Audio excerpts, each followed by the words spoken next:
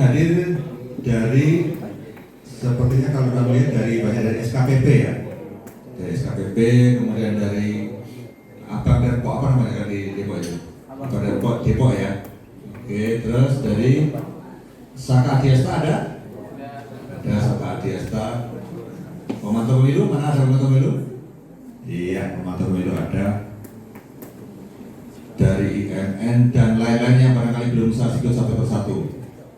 Oke, pagi ini adalah acara yang penting bagi kita semua yang diberikan tajuk refleksi dan evaluasi. Kalau kita melihat refleksi berarti kita melihat apa yang sudah terjadi yang lalu dan kemarin lah. Sedangkan evaluasi kita akan menilai apa yang sudah pernah terjadi, yang sudah pernah dilakukan. Tentu saja kita akan melihat, berintrospeksi diri apa yang selama ini sudah kami lakukan, dan nanti kami berharap masukan dari adik-adik sekalian agar kami ke depan Bawaslu itu menjadi lebih baik dan adik-adik sekalian bisa memberikan sumbangsihnya terhadap kemajuan Indonesia melalui Bawaslu, setidaknya begitu.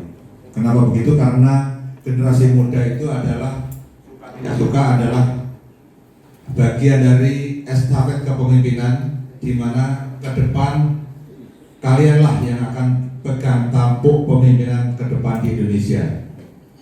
Jadi saya hargai kalian semua yang hadir pagi hari ini. Saya doakan semoga menjadi pemimpin ke depan, dan kegiatan-kegiatan ini sedikit banyak akan membekali diri untuk ke depan dengan mental, kemudian dengan keilmuan yang saya kira sangat penting. Tidak semua teman-teman kita generasi muda berkesempatan mengikuti acara seperti ini seperti kalian.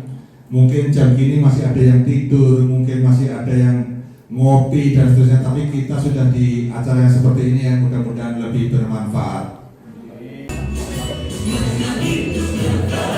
Berjiwa Pancasila, bertugas untuk mengawal demokrasi bangsa Indonesia. Berdasar undang-undang kami pun berdiri, wujudkan harapan reformasi. Menggaras mata kami, akan memenuhi, ayo awasi. Kalau di sekolahan adik-adik mungkin ada yang di SMK, SMA maupun mahasiswa, kadang-kadang kita tidak boleh berpolitik praktis gitu ya. Ya memang kalau dalam lingkungan kampus, di lingkungan sekolah kita tidak boleh berpolitik praktis. Tetapi bukan berarti kita tidak boleh berpolitik. Karena pada dasarnya namanya politik itu ada di setiap segi kehidupan manusia. Kita ambil contoh, ibu-ibu itu juga perlu berpolitik. Contohnya kalau ke mall pasti politiknya apa? Nyari yang murah, gimana caranya? Nyari yang bagus, itu bagian dari politik. Nah, pedagang juga berpolitik juga. Bagaimana caranya biar pembeli ini semangat, kita kasih diskon walaupun harganya sudah dinaikkan. Itu bagian dari politik sebenarnya. Nah, kalau di siswa, apa politik yang sebenarnya sudah dilakukan tanpa disadari? Misalnya pemilihan ketua kelas, ya kan? Siapa yang harus kita pilih? Kan otomatis tidak asal pilih saja kan? Pilih yang cerdas, pilih yang berkarisma, kira-kira begitu kan? Ada juga yang memilih karena dia keren, nah, bisa juga memilih karena dia punya akses ke guru atau kepala sekolah dan seterusnya. Itu bagian dari politik. Nah, ilmu-ilmu seperti itu tanpa kita sadari, kalau kita punya jiwa politik, ya akan lebih cepat paham daripada yang tidak mungkin hanya ngikut aja. Ada acara apa pilihan OSIS lah ikut, nah, pokoknya yang penting saya nyoblos kan. Ada pilihan ketua kelas, ya saya ikut pilih ketua kelas. Nah, yang seperti itu agak repot.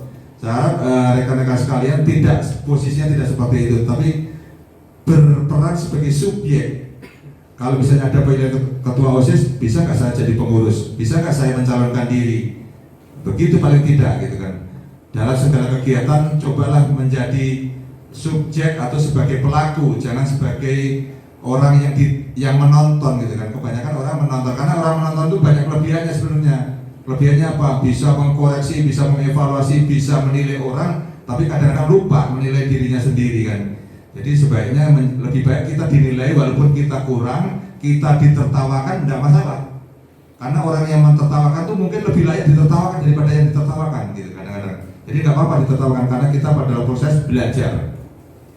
Belum jadi pemimpin, setidaknya kita bisa tahu pemimpin itu seperti itu. Kemudian bagaimana proses demokrasi? Demokrasi itu berarti harus ada yang menang, harus ada yang kalah. Kalau kita sebagai yang dipimpin, apakah kita rela menjadi orang yang dipimpin? Apakah kita rela diperlakukan sebagai bawahan? Ini bagian dari demokrasi yang saya pikir perlu diambil hikmahnya gitu. Itu bagian dari kepemimpinan ke depan. Artinya kalau yang nanti menjadi seorang pemimpin dan calon pemimpin harus siap menang dan siap kalah. Itu yang terpenting. Kemudian termasuk juga bagaimana mengakui seseorang yang menang. Kepada yang menang apa yang harus kita lakukan?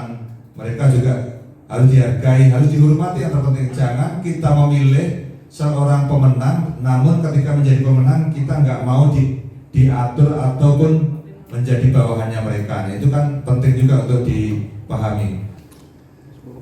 Itu kira-kira pentingnya berpolitik sedari dini bagi remaja, karena remaja adalah akan memegang kepemimpinan entah kapan, dan saya pikir untuk menjadi pemimpin itu perlu dipersiapkan, perlu dibekali sejak dini.